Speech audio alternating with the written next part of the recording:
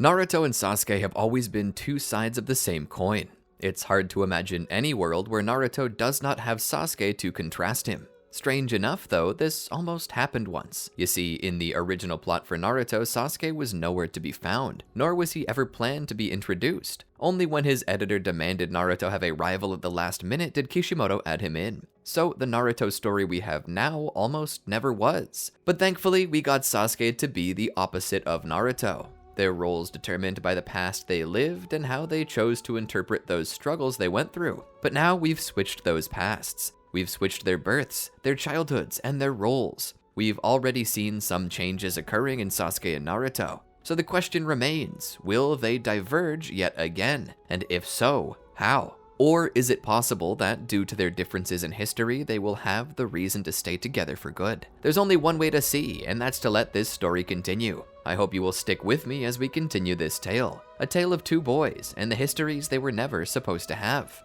Welcome to the Amagi. Before we begin, only 25% of our viewers are subscribed, so if you're a fan of the video, please like and double check if you are subscribed. And with that out of the way, let's get into the video. There was the subtle sound of beeping in the background, a dull sound lacking much distinction from the background static of nothingness that was heard by the unconscious mind. But as if someone were turning up the volume, so too did this sound grow as consciousness began to return to their eyes. Sasuke opened his eyes to find himself in a hospital bed. How did he get here? Why was he here? He didn't know, but as he began to attempt to sit up, it became painfully clear to him. He sat back with a cry. You awake over there?" another voice said. Sasuke looked over slowly to ease the pain. He saw Naruto laying flat, only his eyes cutting over at Sasuke. What happened? Where are we? Naruto would have shaken his head to say that he didn't know, but he couldn't. His body was still paralyzed from the senbon thrown at him by Haku. "I'm not sure," he said. "I recall battling on the bridge. That masked boy put us in a dome of mirrors and was throwing chopsticks at us. I took a few too many and passed out." Sasuke thought back and remembered. "Oh yeah, I thought you died." He suddenly saw a flash, a mental jump scare of something loud and strong, an unsettling monster. What is it?" Naruto asked. Sasuke shook his head. Nothing. Sasuke then looked down at his body. From head to toe, he was covered in these red markings. Some of the skin was already peeling, but what looked to be a form of lotion was sitting upon them. "What happened to me?" Sasuke asked. "I didn't see," Naruto said, "but Sakura was in here a few moments ago, and she told me a change came over you and you displayed a lot of chakra. She said she wasn't at liberty to tell me more than that, only that the change hurt you." "Wasn't at liberty?" Sasuke asked. "I don't know what that means," Naruto told him, "but whatever it is, she didn't want me to know more yet, because she knew I'd tell you." Sasuke began to brood, becoming more confused, a bit angrier. He sat there and boiled on it. Eventually Sakura returned, and by this time Naruto had recovered enough feeling in his arms and legs to at least sloppily move, as if his whole body was made of rubber and lacking bones. He watched. Sakura pulled up a seat beside Sasuke with a smile and began to once more draw some of the lotion from the tube onto her hands. "I gotta put this on you now, Sasuke. It'll help your skin heal." "I think you just want an excuse to rub lotion on him." Sakura elbowed Naruto. "I'll have you know that I asked a doctor about this beforehand, and they said it was perfectly logical and would help heal the wounds faster." Naruto, having been forced into another position by her strike, struggled to get back into position again. "Sure." Sasuke cut his eyes over at her. "What happened on the bridge?" This was less of a question and more of a command. "You fought a lot of guys and got hurt." "No, I need more than that. Tell me what I don't know." "Tell him about the change, Sakura," Naruto said. Sakura seemed to grow a bit more defensive. She took a deep breath before speaking. "A change came over you, and you put off a lot of unusual chakra, stronger than most. Your body couldn't handle it because it was so violent, and you suffered burns across the most of your body." "What change?" Sasuke issued another command. Sakura looked up toward the ceiling in thought and anguish, wondering why Sasuke had to keep asking questions. "I'll tell you like I told Motormouth Naruto. I'm not yet at liberty to tell you." "Not at liberty," Sasuke said. "How can you not be at liberty? It was me who changed. Who holds the authority to hide me from my own actions?" "I can't talk about it, Sasuke, for very specific reasons. I need you to understand." She then tried to put lotion on his arm, but he jerked it away. Despite the pain this caused, Sasuke did it anyway, as to say he would not have anything to do with her unless she told him. "Sasuke, I gotta do this. Tell me what happened."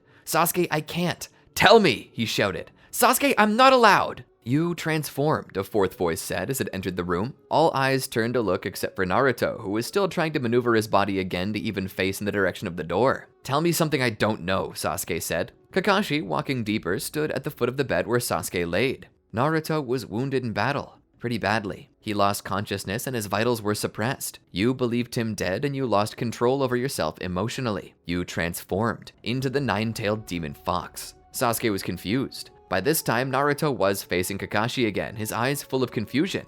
Wait, the nine-tailed demon fox? The same one that attempted to destroy the village 12 years ago? Kakashi nodded. One and the same. But I thought the Nine Tails was vanquished a long time ago, Naruto said. Sakura shook her head. It wasn't. A tailed beast can never truly be destroyed, only sealed. Kakashi nodded slightly in Sakura's direction as he began to pull up a chair. Sasuke, for a long time your origins have been hidden from you, but I advocated to Hiruzen. It's your right to know who you are and where you come from. We'll start with your parents, Minato Namikaze, the 4th Hokage, and Kushina Uzumaki, the Jinchuriki of the Nine Tails. Kakashi proceeded to lore dump on Sasuke, giving him all the knowledge there was to know about him. Everything Sasuke never knew and wished he had. For years, Sasuke demanded this info from Hiruzen, but Hiruzen never gave it to him. Why hide this from me? Sasuke asked, his eyes overrun with a sense of betrayal and fear. Because the Nine Tails is a powerful tailed beast. By all measurements, the strongest of all beasts. It was a fear that the mere mention of it to you, the mere acknowledgement of its existence in you might cause a chain reaction that could lead to its escape. Already, it gnaws at the bars of its prison. What happened to you on the bridge was just one scenario of many that could have played out. To be honest, Hiruzen didn't even want to tell you now until I practically forced him into it. Sasuke's eyes drifted back up toward the ceiling. That's why people treat me different, isn't it? Kakashi nodded. Sasuke returned his gaze to Kakashi. Everyone but me knew, he said. Everyone from that generation, yes. Hiruzen issued a gag order on that whole generation to never speak of what you are, to you or to their own children. But it seems as though that gag order is being violated to some degree. A Jinchuriki. Doesn't that mean the Nine Tails is sealed inside of me to protect the village? Indeed, Kakashi said. It's sealed inside of you to protect the village and to be used in times of war, to secure peace and victory within the borders of our nation. That makes me a patriot. That makes me a human sacrifice who gave up everything, even his own body for this village. And they still hate me. Why? Kakashi spoke. On the day you were born, it broke free. A lot of people died. The village can't forgive the Nine Tails, and by extension, that hatred falls to you, its new bearer. But that's not fair. I didn't do anything. I lost things that day too. I lost everything. Kakashi nodded. But the village can't see past its own pain long enough to acknowledge that. The sad truth of the matter is, their reason for hating you isn't logical. It never will be logical. It's based purely and entirely on emotion. This village needs a place to put its pain, and since there's no other person to put it on because the Nine Tails is sealed away, that hatred and fear falls to you, the successor of the beast's power. Kakashi turned and began to leave. I told you this, Sasuke, because I believed you deserved to know. I'm sorry if it causes you pain, but it's something you should have known from the beginning, and now you do. Kakashi walked out. For the next few days, Sasuke was quiet and deep in thought. Naruto would be discharged from the hospital a little sooner than Sasuke the moment all of his movement ability returned. Sasuke, however, would remain in the hospital a bit longer until all of his burns were cleared. Sakura stayed with him during that time. She applied all of the ointment that she could to the wounds, and he was eventually able to leave. And on the day he was discharged, she was there to walk him out. How are you feeling? She asked. Sasuke shrugged. He was still boiling on what Kakashi had told him. All of the abuse that Sasuke had faced in his life was because of things he couldn't control, nor could he help. If anything, he should be held up on a pedestal for protecting the village, but instead, he was a cast-out, a pariah. He was having a hard time shaking that. As they walked through the village, Sasuke couldn't help but notice that there were a lot of strange shinobi about. At first, he saw one of them and was confused. Spies? He asked. Sakura shook her head. No, they're here for a national event. What event is that? Sasuke asked. That would be the Chunin exams, she said. Sasuke looked back.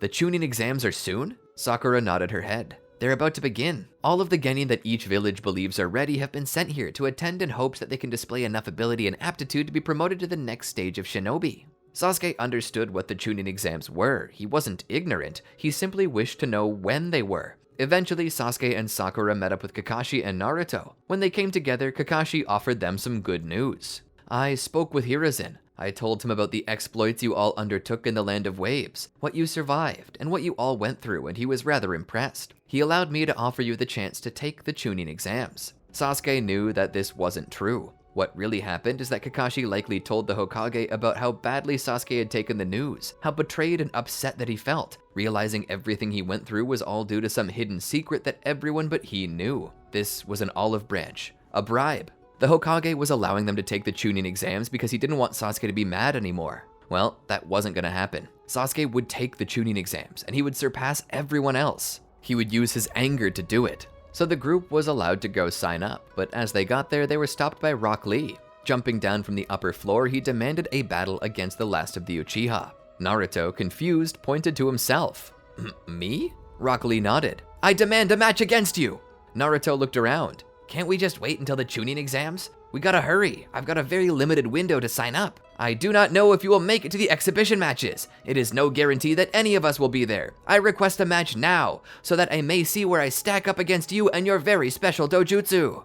Naruto looked over at Sasuke seeking guidance. Sasuke spoke through a whisper. That guy is likely gonna be one of our opponents later. It's best that you battle him here and now. You don't have to win, but get a good sense on what he's capable of. Sakura nodded and tagged on to what Sasuke said. Yeah, that's actually a good idea. Don't display everything you've got, but be certain to utilize your Sharingan. Don't forget it's the copy wheel eye. It's the same as Kakashi. You have the potential to become a copy ninja just like Kakashi-sensei. Use your Sharingan and memorize everything this guy does. All it can do is help you more in battle. Naruto nodded. He slowly stepped forward toward Lee. He closed his eyes for a moment, took a deep breath to clear his mind. He then concentrated and opened his eyes, displaying two Sharingan, the inheritance and legacy of his clan. Lee, getting down into a defensive position, beckoned Naruto to draw closer. What do you know of this guy? Sasuke asked. Sakura began to whisper. I know he's part of Team Guy. I know that because Tenten's one of my closer friends. She told me that besides herself, she's got a Byakugan prodigy named Neji on her team and a Ninjutsu Kali Challenge teammate who has displayed a higher aptitude than most for taijutsu. Then this Lee guy will fight primarily with taijutsu techniques. Sakura nodded. That seems to be a weak suit for Naruto as far as I can tell, but maybe with his Sharingan he can figure out a few techniques that he can use to help him out. Either way, this match can't hurt. As the match began, Naruto rushed at Lee and prepared to strike him, only to be completely cast to the side, using his own momentum. You're too eager to attack and are not paying proper caution. Sometimes speed is your ally, but only when you know how and where to use it, Lee said. Try again. It almost seems like he's instructing Naruto, Sasuke said. Sakura nodded. From what I've heard, Lee is very competitive against those he deems greater than himself, but at the same time, he's very kind-hearted and understands what it feels like to be weaker. So if he's greater than anyone, he never touts it, but instead offers valid criticism to help his opponent better themselves. Sasuke seemed to understand. For the most part, Naruto almost seemed to be embarrassing himself, which Sasuke found disgraceful, but Sakura did not think so. She whispered into Sasuke's ear, Naruto's faking. You see, we told him not to display his full abilities, and now he's barely showing anything at all. He's only doing enough to make Lee use his techniques against him. If my predictions are right, Naruto's about to turn up the heat and force him into something. And just as Sakura predicted, Naruto began displaying a lot more skill out of the blue. Things he already knew and things he was just now picking up. This caught Lee off guard and caused him to start acting more seriously toward Naruto. In the end, he unleashed a flurry of attacks that Naruto was somehow dodging, but it didn't last forever. Lee eventually got the better of him and locked Naruto into a combo. He pushed Naruto into the air and prepared to utilize the reverse lotus. As Naruto plummeted toward the ground, his mind was soaking in everything that was happening, all while his brain was alight with fear. But before the attack could reach its conclusion, Lee was interrupted by his mentor, Might Guy. Naruto got lucky, but thanks to that, he attained a lot of new skills. A pathway to the secret of rapid growth was unlocked for Naruto, who now saw what it took to succeed, and because of that, he realized that he should be using his Sharingan more often. As they made it to the arena where they would enter to join the Chunin exams, they signed up just in time before entry was barred. Naruto, Sasuke, and Sakura would then wait for the beginning of the exams. On the day that the exams were set to begin, Naruto, Sasuke, and Sakura made it there rather early, and were surprised to see just how many genin from other villages had made it. Wow, that's a lot, Naruto said. This is more than just a standard test, Sasuke said. It's a show of power. These are the best genin their villages have to offer. These exams are a chance for each village to prove their superiority. As they prepared for the first exam, they mingled a bit. Naruto came across Kabuto, who seemed to have a card for everyone. Asking about it, Kabuto showed him. Naruto, looking over it all, realized that it had a lot of important information on it, so he began scanning every card with his Sharingan to copy the information more photogenically. Naruto and Kabuto seemed to be getting along well until Dosu and his Sand Shinobi appeared and began to bully them. Using some strange ability that Naruto couldn't fully understand, Dosu attacked Kabuto, somehow making him become sick. Naruto tended to Kabuto, who said he was okay, and so Naruto and his team would begin the exam. Sitting at his desk, Naruto would receive a piece of paper. Looking over the questions, he already knew that there was no hope for him to answer these. Okay, so what if I have to cheat a little? But the whole point of education's to learn, right? So if I copy the info I see from someone else and memorize it with my Sharingan, then technically that means I know that information, which should be enough to pass. At least this was his reasoning. Sasuke, on the other hand, looked down at his paper and had no clue how to answer any of these questions. They were way too hard for someone of his rank. Whoever was in charge of this was trying to weed the good from the great. Of course, no surprise to Sasuke, Sakura was already answering every question easily. But something didn't totally add up, as he realized that one only got points deducted for cheating, but they didn't get outright disqualified. And he began to understand that they were trying to coax the genin into cheating. But how could Sasuke cheat? He didn't have any techniques that would allow him to do so.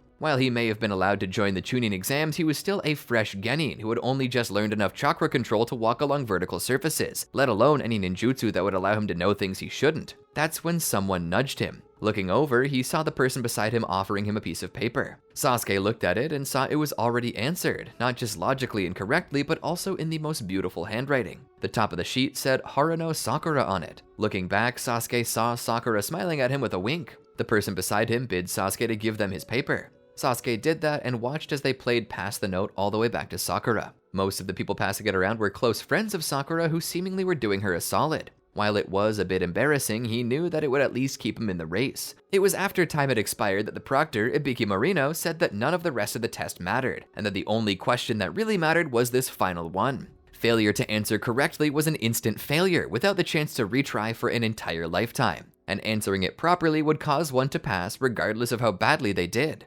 Something was fishy about it, and Sasuke's gut told him that there was a gimmick to this as well. So, working off of instinct against his better judgment, he decided to take the question. It was then that Ibiki Marino informed those that remained that simply by accepting the question, they passed. It was then time for the next test in the list of exams, the Forest of Death. Upon entering, they'd be given a scroll, one they were not allowed to open until they reached the tower in the center. But here was the catch. There were 2 types of scroll, and Team 7 was only given 1 type. They were told that at random they had given out the scrolls to the other teams there, and that their objective would be to acquire the scroll from one of the other teams. Naruto, Sasuke, and Sakura understood, so as soon as they entered the forest, they began to consult with each other on the best chance that they had. Pulling out a map of the area that all the teams had been given, they began to look it over. They let Naruto take a few glances of the map to memorize it, but after that they told him to keep his eyes open for any approaching shinobi. Sakura and Sasuke then began to speak. "We can't tell for certain who has what type of scrolls," Sakura said. "All we know is that there should be an equal amount of Earth and Heaven scrolls. The best we can do is search the more populated areas where they're most likely to be." "And where would that be?" Naruto asked, his eyes focused on the upper branches of the tall oak trees in the forest. "There are many places," Sakura said. She began pointing out particular spots. "The places where there are likely to be more people would be right through here," she said, pointing at a river that ran through the whole forest. "This is a clean water source. Even more than food, shinobi need clean water. This resource will be a perfect source of water for everyone, meaning there's a chance we'll find people here. Not to mention that shinobi aren't the only creatures that need water. That means that through this area there's likely to be good hunting too. That'll provide fresh protein for the shinobi as well, so that's where we'll find a lot of people. So all we need to do is follow our noses. If we smell barbecue, we'll know other shinobi are nearby," Naruto said with a smile on his face. "Don't hold your breath," Sasuke said. "The whole point of this is to not be detected. Chances are if anyone kills an animal to eat it, they'll be eating it raw." "Ew," Naruto said as he thought about it. "Won't that make them sick?" "Not exactly," Sakura said. "The reason why we like to cook our meat is to kill any parasites or viruses that might be inside, but if there's nothing wrong with the meat, it is possible to eat raw without getting sick. It's just more risky and harder to digest. Not to mention, raw meat tends to disgust most people, but chances are we'll probably be facing shinobi who are eating raw meat, so we can't focus on using our noses. If you smell meat cooking, chances are it's bait for a trap." Naruto understood. "Do we have to eat raw meat?" he gulped nervously. "No, we can eat any assortment of things. There's plenty of fruit and berries here, but the issue is determining which are safe for consumption and which are poisonous. That being said, I have been studying this, so I wouldn't worry too much about it. I can tell what is or isn't poisonous. Probably." Naruto and Sasuke looked back at her with concern. Sakura raised a brow. "My brains have gotten us this far, right?" Sasuke and Naruto nodded. "Then should we head out?" Once more, the boys nodded. Entering the trees, they began to search for any place where they might find shinobi to take their scroll from, but as they did so, they had a little bit of bad luck. They had a harder time than they anticipated finding anyone. "So, what's up, Sakura? I thought you said there'd be people by the river." She thought about it. Logically, there should be, and there still may be, but we also need to take into account the variable that the other shinobi might be just as smart as us. And as important as it is to get a scroll, it's also important to keep others from getting yours. That means being unexpected. There's a chance that there are no shinobi near the river because they know it's the most obvious place to be. Sasuke thought about it. He jumped down into the clearing.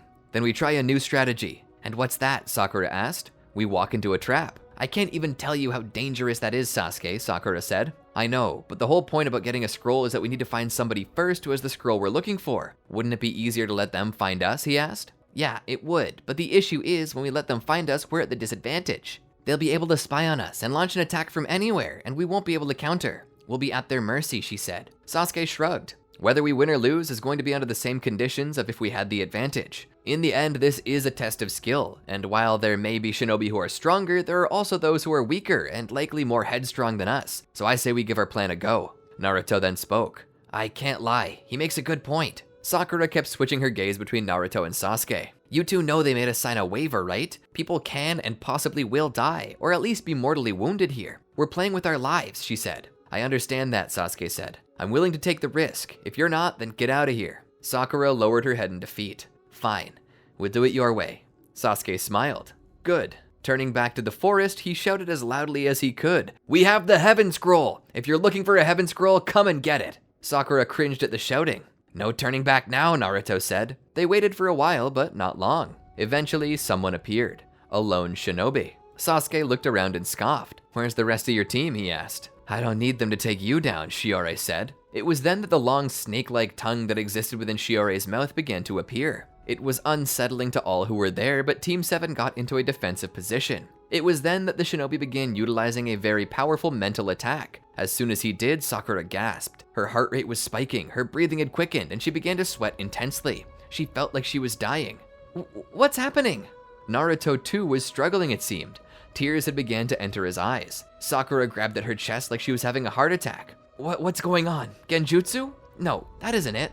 I'm having a panic attack. Sasuke was scared stiff. He could hardly move. Sakura found herself frozen, as did Naruto. His prey, now unable to move, Shiore began to grow closer to the group. Each step he took, Sakura felt like her heart might stop. Now having the distance, Sakura's mental and physical strain had reached its limit. She let out a gasp as her eyes rolled up in her head. She fell backward. Sakura! Naruto cried out, his own panic now getting the better of him. Tears streamed down his cheeks liberally as his nose began to run. His own breathing had intensified and became audibly distinct. Shiore drew closer. How Naruto didn't pass out, he didn't know, but he remained conscious all the way up until Shiore was within physical range of him. Crying like an infant, Naruto resisted the urge to beg for mercy. Not that he would have received any if he had. Suddenly, Shiore's neck extended like a snake, coaxing a cold, ghostly moan from Naruto. As soon as his fangs sunk into Naruto's neck, he gasped. Freeing himself from his freeze, his hand reached his neck. What did you do to me? He asked. Shiore smiled.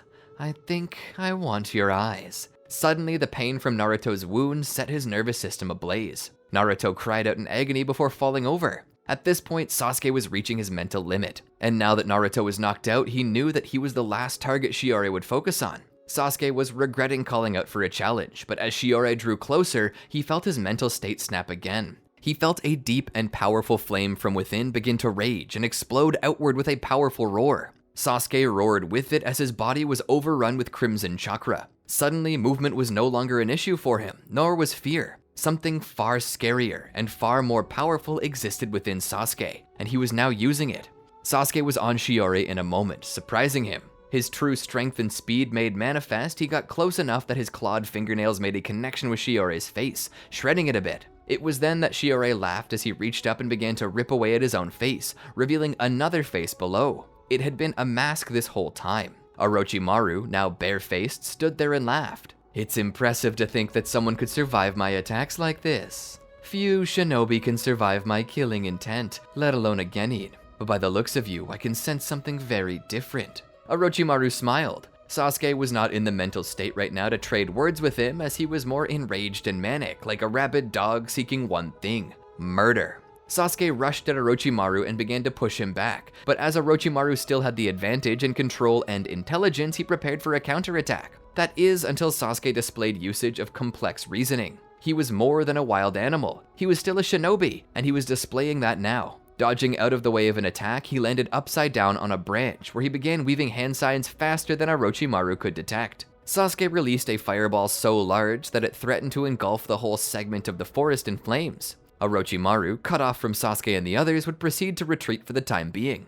After this, sensing danger was gone, Sasuke dropped out of his transformation. Weakened, he fell to the ground. Hardly able to move, he just laid there. He saw the orange flames closing in on him and the others. He thought for sure he was dead, especially when he passed out. But as his eyes opened again, he saw Sakura sitting over him. She had somehow managed to get Sasuke and Naruto to safety all by herself. Sasuke sat up to see her gasping for breath, having pushed her body to the limits and beyond. Sitting up, he checked to make sure that she was okay. Besides a few injuries, she seemed to be fine. Stepping out of the cave in which they were hiding, Sasuke saw that they were well away from the flames and were safe. "I did this?" Sasuke asked. Sakura nodded.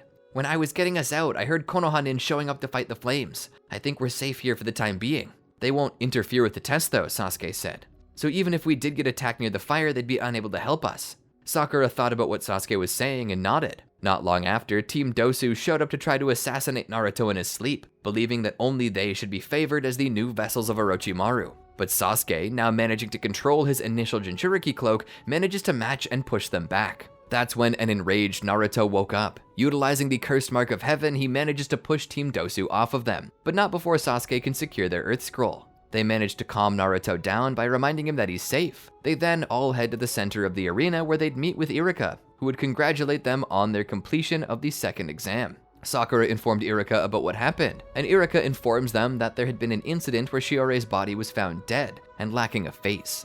Sasuke confirms that whoever did this had attacked them as well. Iruka then informs Kakashi about what happened. He tells Naruto that he can seal his mark for him, but that it'll take more time than he has to do it, and that he'll either have to drop out of the Chunin exams or wait to seal it after the third round, the exhibition matches. Naruto says he wants to try and get through this next round, as he's already made it this far and doesn't wish to give up without a fight. Sasuke admires this about Naruto, and also determines to do his best as well, especially now that he seems able to call upon this strange transformation whenever he wants. The first person Sasuke faces is Kiba and his Ninken Akamaru. It's an easy and sound victory for Sasuke. Naruto does not fare quite as well, as he is forced to fight against Yoroi, who has the ability to absorb chakra. That being said, Naruto can't really use chakra right now without succumbing to the curse mark, so he has to utilize taijutsu only. This is where what he copied from Rock Lee days earlier comes in handy. Using the copy ability, he managed to utilize the same thing that Rock Lee displayed, which gives him an edge and lets him eke out a victory. Sakura then faces off against Ino and is eliminated in a double KO. They're then informed that they will get a month off for training to do as they please. Naruto, after having his curse mark sealed by Kakashi, trains under him to utilize certain techniques that suit Naruto. He teaches Naruto to utilize the Chidori, knowing that with his Sharingan, Naruto should be able to make proper use of it. Sasuke, on the other hand, ends up training with Jiraiya when a mishap sees Sasuke confront the old man at a women's bathhouse. During the course of their training, Jiraiya helps Sasuke to more perfectly control his tailed beast and perfect his initial Jinchuriki cloak into a true version 1 cloak, as well as giving him the ability to summon toads like Gamabunta. With their month of training completed, they return to the Chunin exams, where they're to face their next opponent. Sasuke faces Neji, who he beats by overpowering the Gentle Fist with the power of the Ninetales. Naruto would face off against Gaara, who in the previous round severely injured Rock Lee for nothing more than spite. Naruto looks into the crowd and spots Rock Lee sitting near Guy. He points to Lee with a determined look, as if to say, "I'm dedicating this victory to you." This is something that brings warmth to Rock Lee's heart. The boy rises up on his good leg and cries out, "You can do it, Naruto!" As the match begins, Naruto's training begins to display itself. Not only has Naruto copied various taijutsu techniques under Kakashi, but he has copied various ninjutsu as well. But despite the strength he's displayed, he still can't get through Gaara's sand shield, and the closer he gets to it, the more it seems to threaten him with spikes. Looking down at his hand, he speaks, "Don't fail me now." Weaving hand signs, Naruto coats his hand in electric chakra, something that gets many in the stadium to leave their seat. "He's going to take the shield head on?" Lee asks. Guy nods. "He's been training with Kakashi. Kakashi's taught Naruto his signature move, the Chidori, the technique that is said to have the potential to even cut a bolt of lightning if sufficiently trained." Naruto, once ready, takes a deep breath and then breaks out toward Gaara. The speed is enough to break the sound barrier, and is enough for his feet to leave visible fissures in the ground. As Naruto runs, he reaches his hand out forward and manages to push his hand through the shield, piercing it and injuring Gaara. That being said, Naruto knew that he could have ended it with this, but his intent was not to kill, or even drastically harm, but to shatter his shield and confidence, which is exactly what happened. From this single blow, Gaara begins to fall apart mentally. This causes his brethren to come to his aid and pull him out. It's at about this time that Orochimaru begins his attack by putting the whole stadium to sleep with the help of his double agent, Kabuto. However, Sakura manages to avoid the genjutsu and helps break it as well, letting Sasuke wake up too. Together, they all chase after Gaara, and as they get closer, they're halted by Kankuro and Temari, who try to buy time for Gaara to escape. Naruto, however, slips past and keeps up with Gaara as Sakura and Sasuke battle through. Eventually, Sakura and Sasuke make it close enough to see the battle. Naruto ends up being knocked back by Gaara and left hardly conscious. Even though Naruto had to use his curse seal, it still wasn't enough, and Gaara is prepared to finish him off. Sakura tries to stop Gaara from harming Naruto, but she too is knocked back and left unconscious. It's up to Sasuke alone to face Gaara. As Gaara makes use of his partial transformation, Sasuke uses his version 1 cloak, which allows him to get close enough in power to negate most of Gaara's advantages. It becomes a battle of pure skill, which Sasuke has more of. Due to his fractured mental state, Gaara finds he can't fight with the same level of skill as Sasuke. Because of this, Sasuke gets the upper hand. That is, until Gaara calls upon the full power of Shukaku. It's through this that Sasuke understands just how similar Gaara is to him. Sasuke can't safely use the full power of the Nine Tails, but thanks to Jiraiya's training, he can utilize the power of Gamabunta, which he uses to keep Shukaku under control. Sasuke then realizes what he must do to end this threat. Jumping across to the other side, Sasuke, without much hesitation at all, pushes a kunai through Gaara's throat, killing him. With Gaara dead, Shukaku loses his form and also perishes. This leaves Sasuke to think about just how similar a life he and Gaara lived. How Gaara was also a cast-out and a pariah because of something he had no control over. Returning to the village, Naruto, Sasuke, and Sakura find it devastated, Orochimaru having struck when they weren't there, and the third Hokage having been killed. A time of great mourning occurs, and Naruto, Sasuke, and Sakura all attend the funeral. But due to the attack, the talk of tailed beasts, and the loss of their Hokage, the people are reminded of everything they've lost in the recent past, and Sasuke ends up becoming the target of an attack that leaves him in the hospital. Jiraiya, without being able to take his student with him, chooses to bring Naruto instead, seeing that he's not recommended going alone. During this time, they find Tsunade, who they hope to recruit to become the next Hokage. They face off against Orochimaru and Kabuto again, and during the course of these battles, Naruto almost dies. But because of his grit and determination, he manages to survive.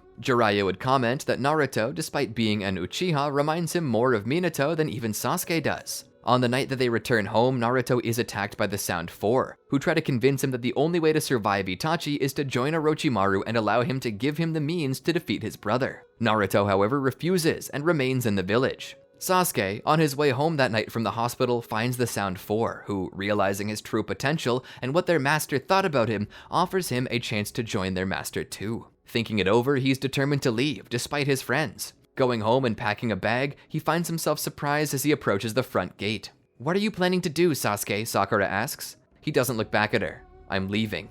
"Why?" "I'm leaving because I simply can't stomach this village anymore. The way I'm treated, the way I've always been treated. There's a real systemic issue here. It's abusive and cruel, and I'm tired of being a part of it. They need their Jinchuriki, and they seal beasts inside of babies without their consent. And when you'd imagine that the people, the leaders of the village, would be grateful, they're not. They just allow others to abuse the Jinchuriki, and in cases like Gaara's, they even encourage it, sometimes even abusing the Jinchuriki themselves. I won't stand for it anymore. I'm leaving the village to join Orochimaru so I can change the world." "But you can change it from here, Sasuke. That's the only way you can change the village." Sasuke turns back to face her. "That will never work. The village will never respect anything I tell them. The only way I can change them is if I make them change through force. I'm going to join Orochimaru so I can become strong enough to force this village to change. To force all villages to change. You know I can't let you do that, right?" Sakura asks. Sasuke nods his head. He rushes forward and punches Sakura in the stomach, driving the air from her lungs. He then chops her in the back of the neck, causing her to pass out. He catches her before she hits the ground though. Lifting her up into his arms, he walks to the nearby bench with her and lays her down. As he does so, he looks at her face and feels a sense of longing, as if he's homesick already. Pushing hair out of her face, he kisses her forehead. "I'll come back for you eventually, and then we can rule the village together." Standing up, Sasuke turns and walks out of the gate. Heading to the Sound Four, they ask him straight, "Are you ready to go?" Sasuke nods. "I'm ready."